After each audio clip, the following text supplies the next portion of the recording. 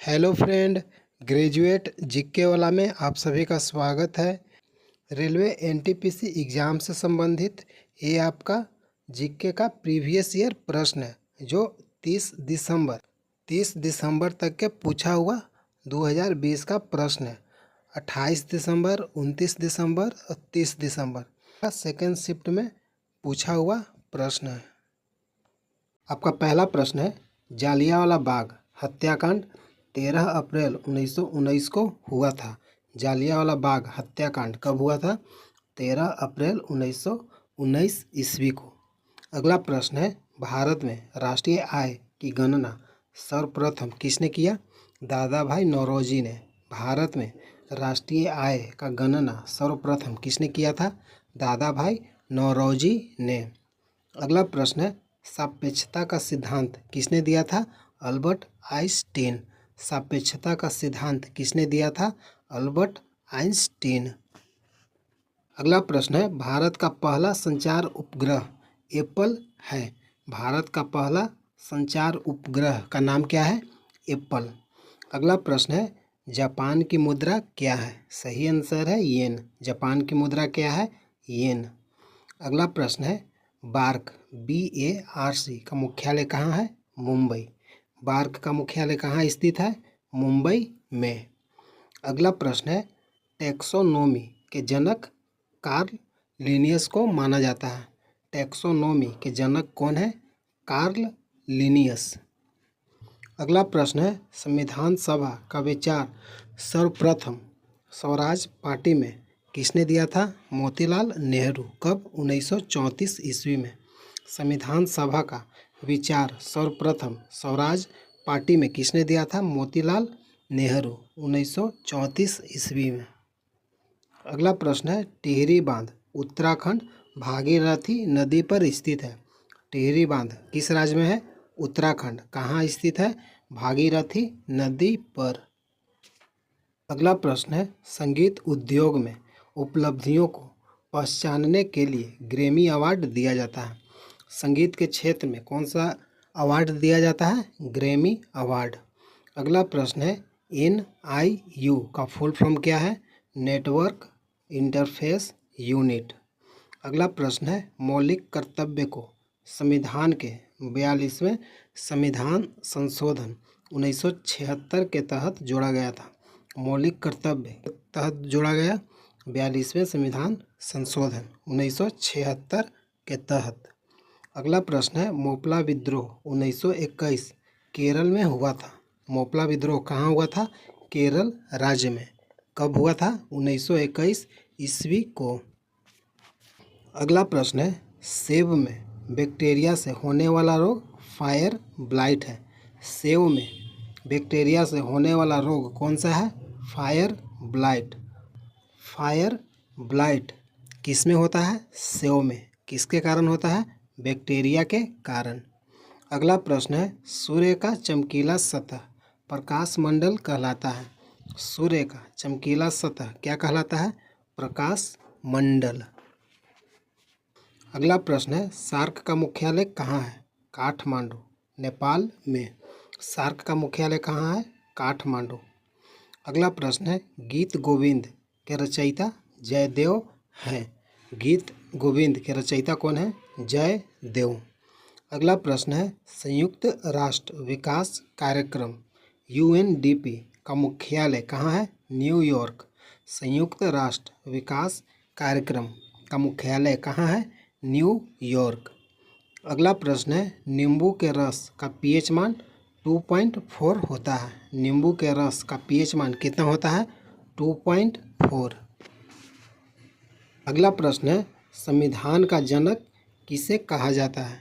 सही आंसर है डॉक्टर भीमराव अंबेडकर। संविधान का जनक किसे कहा जाता है? डॉक्टर भीमराव अंबेडकर।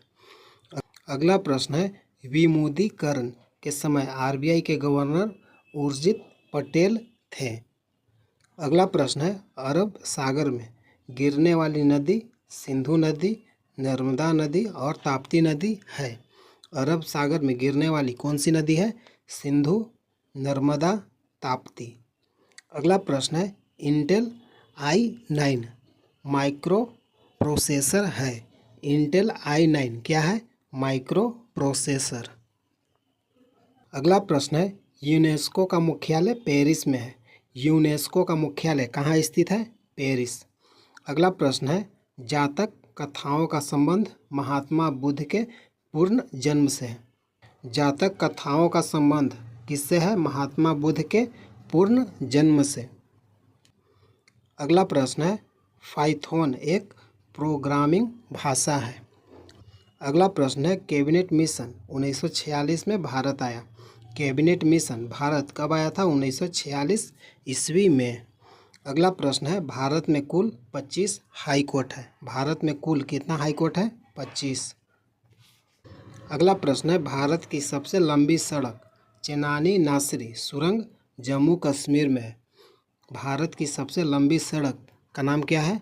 चेनानी नासरी सुरंग। कहाँ स्थित है? जम्मू कश्मीर में। अगला प्रश्न है, उत्तरी अमेरिका का सबसे बड़ा देश कनाडा है। उत्तरी अमेरिका का सबसे बड़ा देश कौन सा है? कनाडा। अगला प्रश्न है, कांग्रेस के बेलगांव अधिवेशन की अध्यक्षता महात्मा गांधी ने किया था। कांग्रेस के बेलगाम अधिवेशन की अध्यक्षता किसने किया था? महात्मा गांधी। अगला प्रश्न है, कांग्रेस का प्रथम अधिवेशन 1885 में हुआ था। कांग्रेस का प्रथम अधिवेशन कब हुआ था? 1885 ईस्वी में। अगला प्रश्न है, 1931 में कांग्रेस अधिवेशन के अध्यक्ष सरदार वल्लभ भाई पटेल थे। किस अधिवेशन में? कराची अधिवेशन में। 1931 के कांग्रेस अधिवेशन के अध्यक्षता कराची अधिवेशन की अध्यक्षता किसने किया था? सरदार वल्लभ भाई पटेल। अगला प्रश्न है, नोबेल प्राइज कुल कितने क्षेत्रों में दिया जाता है? 6। अगला प्रश्न है, स्वच्छ भारत अभियान कब शुरू हुआ था? स्वच्छ भारत अभियान 2 अक्टूबर 2014 को शुरू हुआ था। अगला प्रश्न है, बेटी बचाओ बेटी पढ़ाओ अभियान 22 जनवरी 2015 को शुरू हुआ था। बेटी बचाओ बेटी पढ़ाओ अभियान कब शुरू हुआ था? 22 जनवरी 2015 को। अगला प्रश्न है, सार्क में कुल सदस्य देश कितने हैं? 8। सार्क में कुल सदस्य देश कितना है? 8। अगला प्रश्न है, भारत रत्न पुरस्कार की शुरुआत 1954 में हुआ था। भारत रत्न पुरस्कार की शुरुआत कब हुआ था? 1954 ईस्वी में। अगला प्रश्न है, भारतीय राष्ट्रीय अंतरिक्ष अनुसंधान समिति का गठन 1962 में किया गया था। भारतीय राष्ट्रीय अंतरिक्ष अनुसंधान समिति का गठन कब हुआ था? 1962 ईस्वी में। अगला प्रश्न है, स्वर्णिम चतुर्भुज योजना प्रधानमंत्री अटल बिहारी वाजपेयी ने शुरू की थी। स्वर्णिम चतुर्भुज योजना किस प्रधानमंत्री ने शुरू किया था? अटल बिहारी वाजपेयी। अगला प्रश्न है, गदर पार्टी के सह संस्थापक कौन थे? लाला हरदयाल। गदर पार्टी के सह संस्थापक कौन थे? लाला हरदयाल। अगला प्रश्न है, व्यापगत का सिद्धांत यानी हड़प नीति किसने अपनाया था? लॉर्ड डलहौजी से संबंधित है। व्यापगत का सिद्धांत हड़प नीति किसने अपनाया था? लॉर्ड डलहौजी। अगला प्रश्न है, स्मार्ट सिटी प्रोजेक्ट के तहत पहले चरण में 20 स्मार्ट सिटी को चुना गया था। अगला प्रश्न है, राज्यसभा में अधिकतम 250 सदस्य हो सकते हैं। अगला प्रश्न है, आर्यभट्ट उपग्रह कब लॉन्च किया गया था? आर्यभट्ट उपग्रह 19 अप्रैल 1975 को लॉन्च किया गया था। आर्यभट्ट उपग्रह कब लॉन्च किया गया था? 19 अप्रैल 1975 ईस्वी को। राज्यसभा में अधिकतम कितने सदस्य हो सकते हैं? 250 सदस्य। अगला प्रश्न है, कोशिका की खोज किसने किया था? Robert Hooke. कोशिका की खोज किसने किया था? Robert Hooke. आपका पहला प्रश्न है, प्रकृति में सबसे अधिक मात्रा में पाए जाने वाला कार्बनिक यौगिक कौन सा है? सही आंसर है सेल्यूलोज। प्रकृति में सबसे अधिक मात्रा में पाए जाने वाला कार्बनिक यौगिक कौन सा है? सेल्यूलोज। अगला प्रश्न है, वृद्धा अवस्था का अध्ययन विज्ञान किस शाखा के अंतर्गत किया जाता है?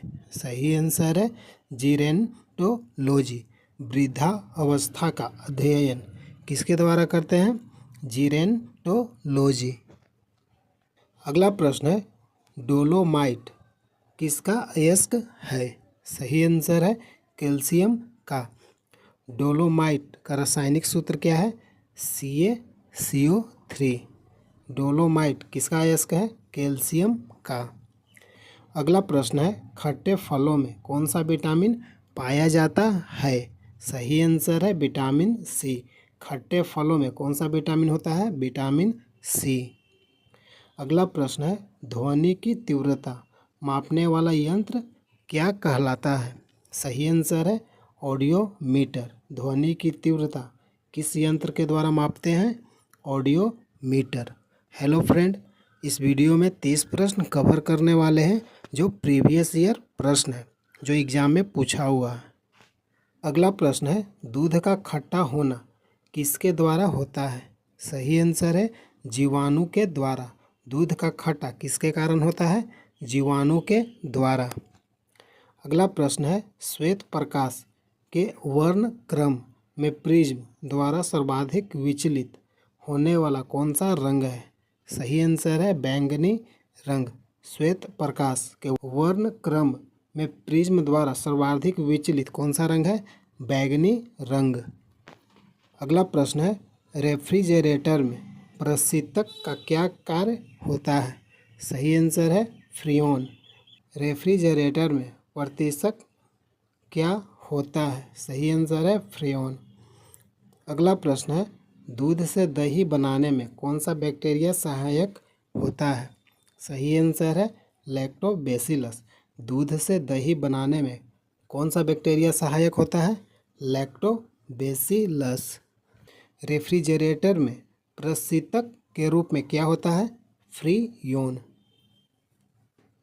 अगला प्रश्न है मनुष्य के मस्तिष्क का सबसे बड़ा भाग क्या होता है? सही आंसर है प्रमस्तिष्क।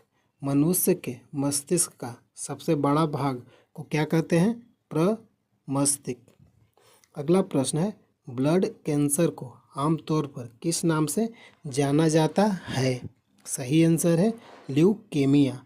ब्लड कैंसर को आमतौर पर किस नाम से जाना जाता है? ल्यूकेमिया।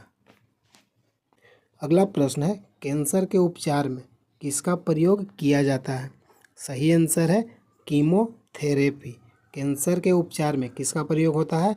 कीमोथेरेपी। अगला प्रश्न है मलेरिया परजीवी की कौन सी अवस्था संक्रामक है? सही आंसर है स्पोरोजोआइट। अगला प्रश्न है प्रोटीन ऊर्जा कुपोषण का परिणाम है। सही आंसर है मरासमस। अगला प्रश्न है लेप्रोसीबेसिलस की खोज किसने की थी? लेप्रोसीबेसिलस की खोज किसने की? सही आंसर है हेनसेन। अगला प्रश्न है थैलासेमिया रोग किसको प्रभावित करता है? सही आंसर है खून को।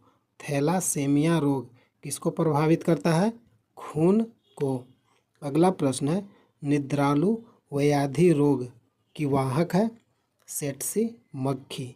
निद्रालु व्याधि रोग की वाहक कौन सी मक्खी है?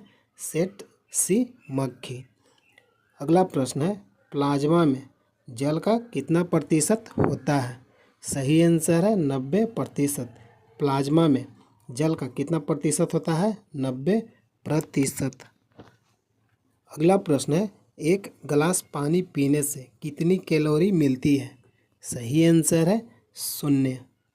अगला प्रश्न है एंजाइम एक होता है? सही आंसर है प्रोटीन।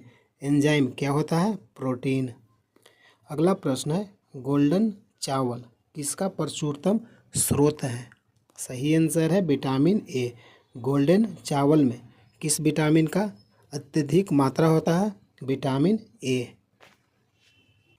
अगला प्रश्न है रतौंधी रोग किस विटामिन की कमी से होता है? सही आंसर है विटामिन ए। अगला प्रश्न है सबसे अधिक प्रोटीन किस में पाया जाता है? सही आंसर है सोयाबीन और दाल में। सबसे अधिक प्रोटीन किस में होता है? सोयाबीन और दाल में। अगला प्रश्न है, किसी खिलाड़ी को तत्काल ऊर्जा के लिए दिया जाता है? सही आंसर है ग्लूकोज। किसी खिलाड़ी को तत्काल ऊर्जा के लिए क्या दिया जाता है? ग्लूकोज।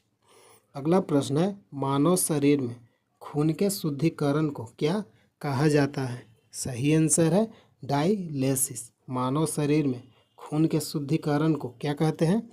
डायलिसिस। अगला प्रश्न है, रक्त का थक्का जमाने में कौन सा विटामिन सहायक होता है? सही आंसर है विटामिन के। रक्त का थक्का जमाने में किस विटामिन का सहायक होता है? विटामिन के। अगला प्रश्न है, एम्पियर सेकंड किसका मात्रक है? सही आंसर है आवेश का। एम्पियर सेकंड किसका मात्रक है? आवेश का। रक्त का थक्का जमाने में कौन सा विटामिन सहायक होता है? विटामिन के। अगला प्रश्न है, HIV विषाणु से कौन सा रोग होता है? HIV विषाणु से कौन सा रोग होता है?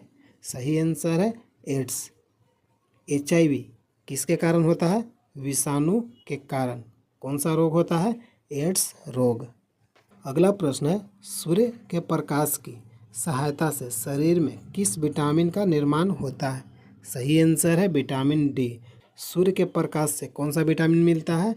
Vitamin D. अगला प्रश्न है, किन तरंगों की सहायता से चमगादड़ रात में सुरक्षित उड़ती है? सही आंसर है पराश्रय तरंग की सहायता से।